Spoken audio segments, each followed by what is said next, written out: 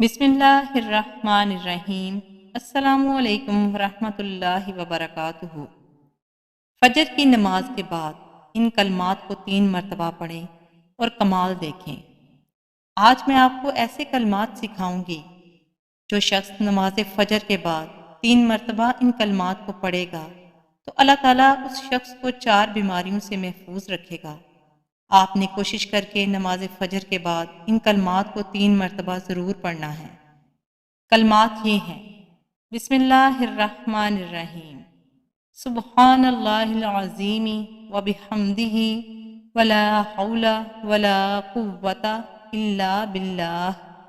सुब्हानल्लाहिल अज़ीमी व बिहम्दिही वला हौला वला कुव्वता इल्ला बिल्लाह।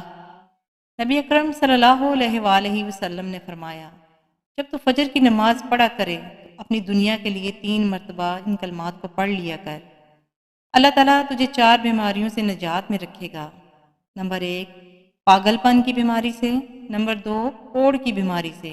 नंबर 3, अंधेपन की बीमारी से। नंबर 4, फालज की बीमारी से। कोशिश करें कि फजर की नमाज के बाद इन कलमात को ज़रूर पढ़ें।